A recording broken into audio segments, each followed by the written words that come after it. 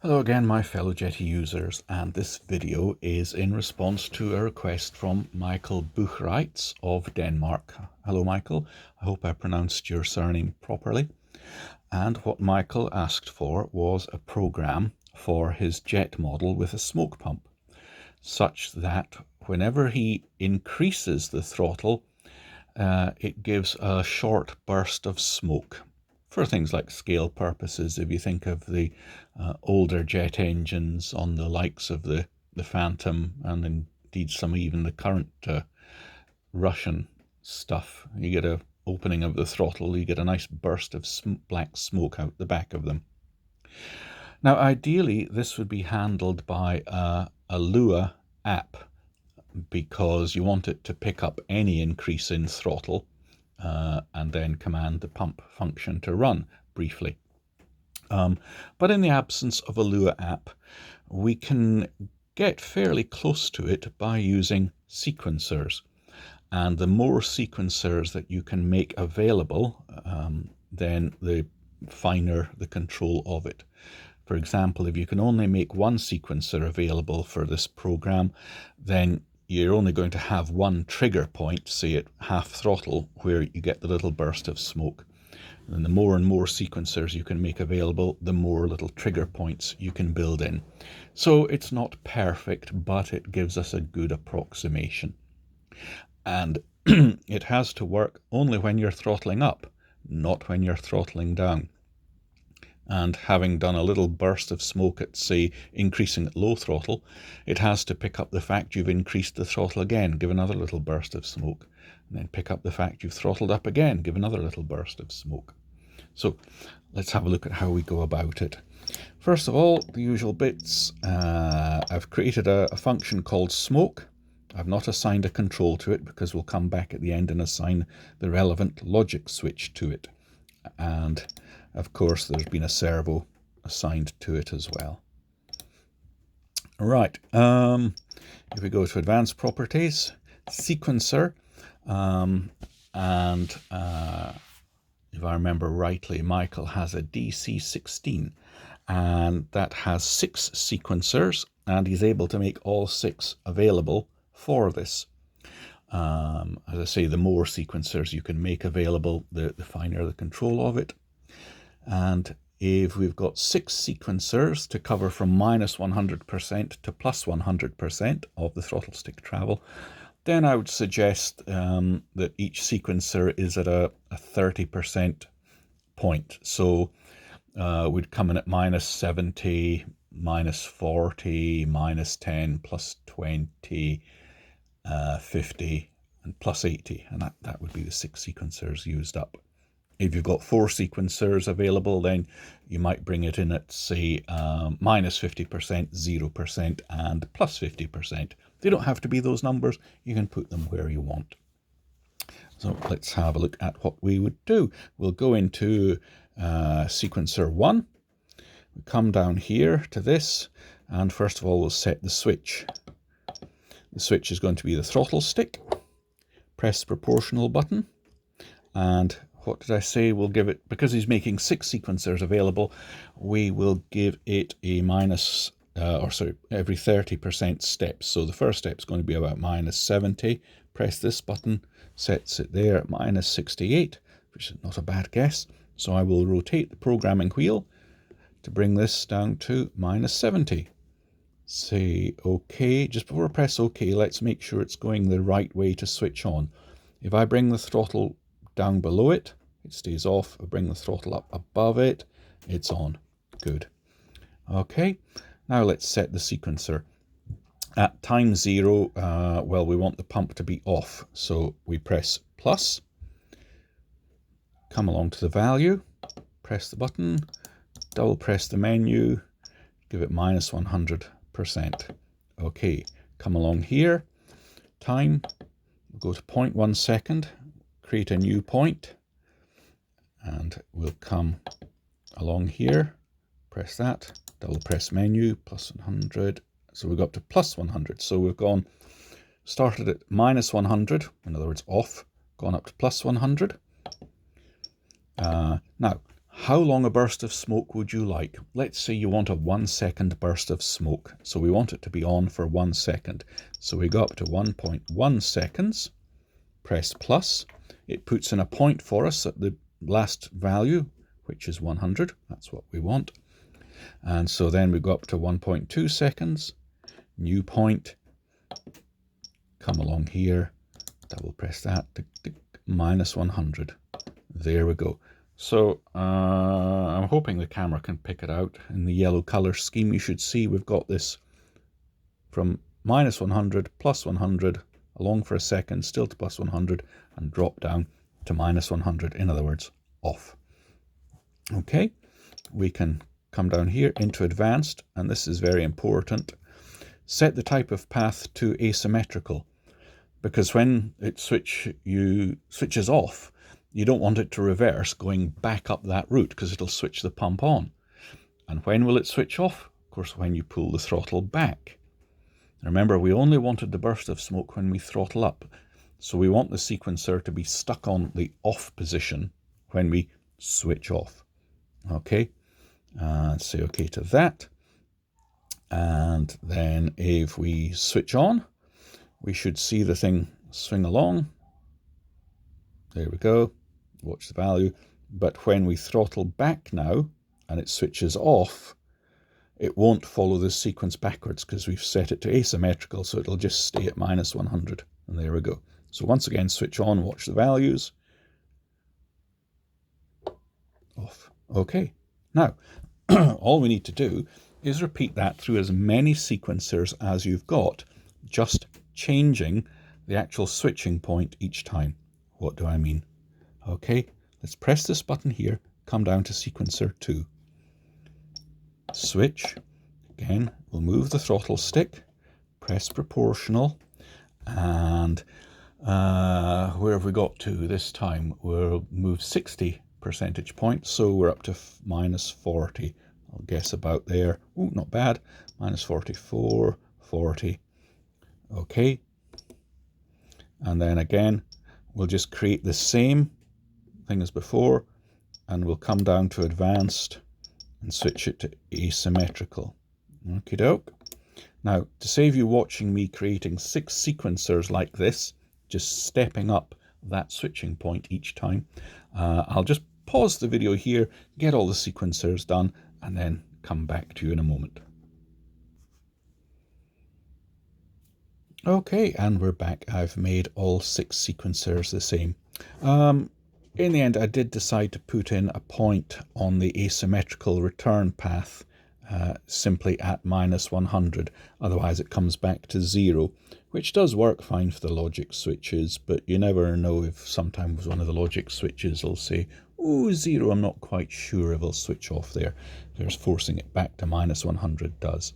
If you're wondering how to put in the asymmetrical path, well, we'll take sequencer 1 here. When it switches on, the graph will appear, and thing runs along, it sits there. And when we switch off by pulling the throttle back, that graph will disappear because it's asymmetrical. There it goes, disappeared. And you can then put in the point at time 0 minus 100. Okay, and then just repeat that all the way down. So let's watch Q1 and Q2. Q1 will come on when the throttle reaches minus 70%. There it goes. Q2 will come on when we get to minus 40%. So I'll advance the throttle a bit. Suddenly there it is and running through. Q3 will appear when we get to, where are we? Minus 10%. Q4 will run at plus 20. Q5 will run with the throttle at plus 50. There it goes.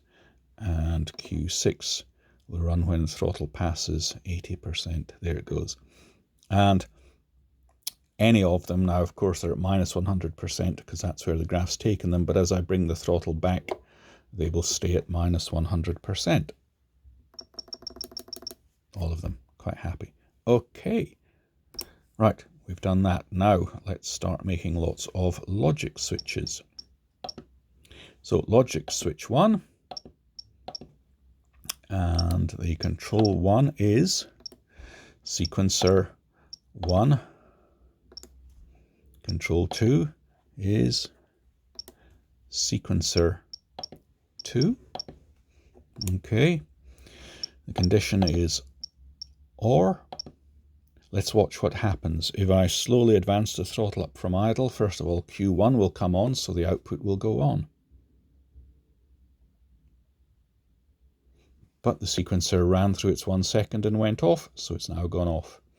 I'll keep advancing the throttle until the next sequencer kicks in. There it goes, but soon it goes off. Lovely. So the thing switches on and then switches off. So all we need to do now is start daisy chaining the logic switches. So control 1, of course, will be the previous logic switch. And control 2 is going to be sequencer number 3. Okay, and once again, it's an OR condition. So let's bring the throttle all the way back. Logic switch 1, will that switch it on? So when I get to, what do we say, minus 70% throttle, L1 will switch on briefly and then off.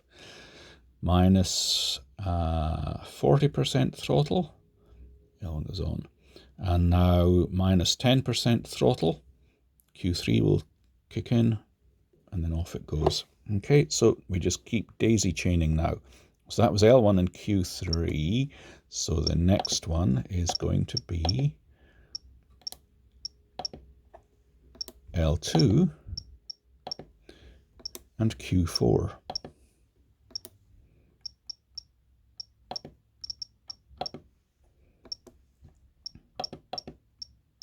Or again. So the next one will be L3 and Q5.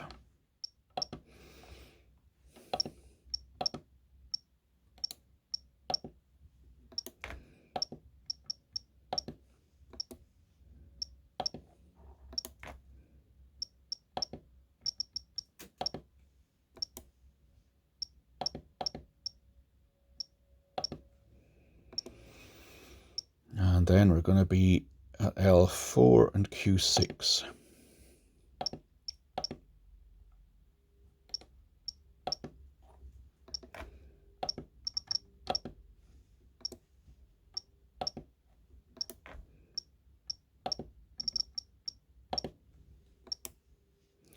Again, that's an OR. Okay. But we're not quite finished, because what Michael quite sensibly asked for was a master on-off switch for it. So this isn't running all the time. You can just switch it on or off. I'll use switch SC here with towards me as the on position. So all we need now to do is take this daisy chain and put that into an AND switch with SC. So L5 and SC will do the job. Here.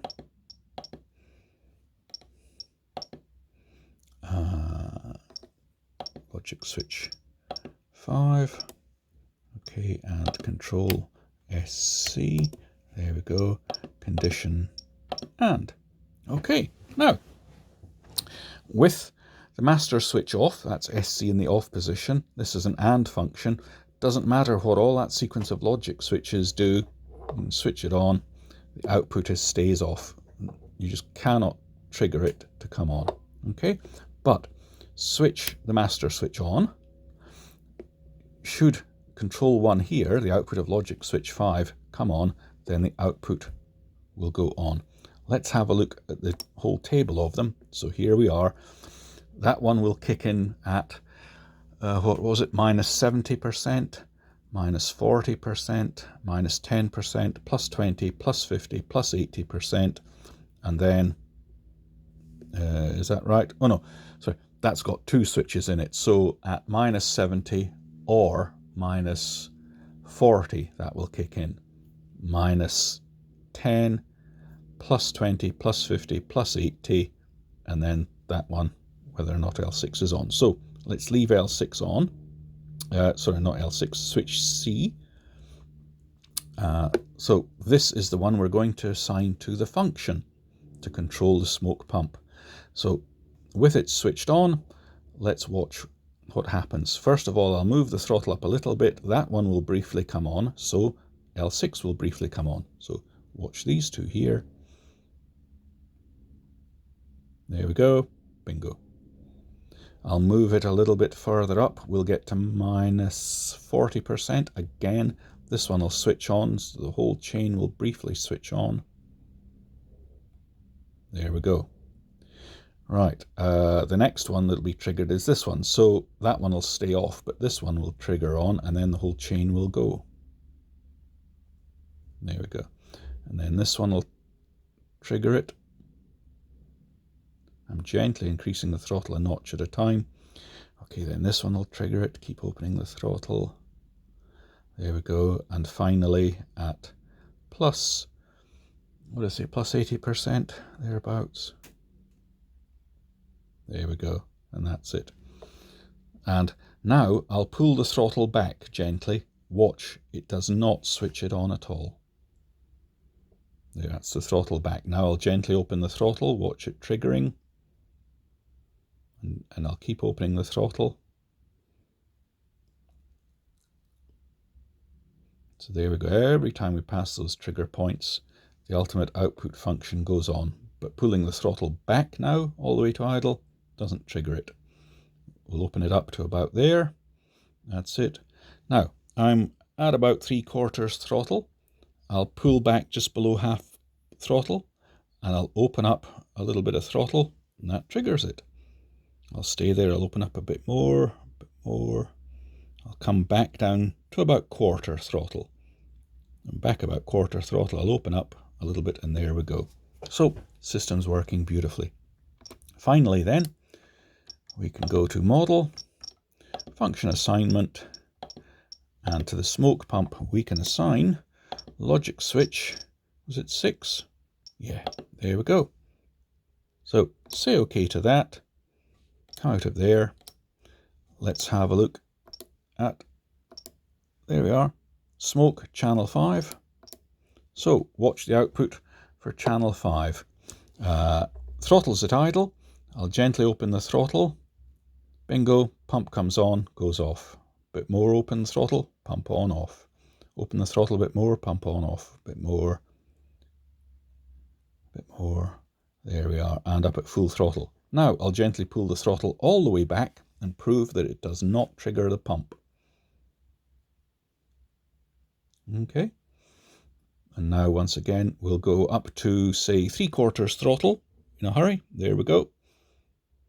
Come back to about 1/3 throttle. Go up to above half throttle. Watch it trigger it on. There we go. Up to about 90% throttle. Triggers on. So it's working beautifully.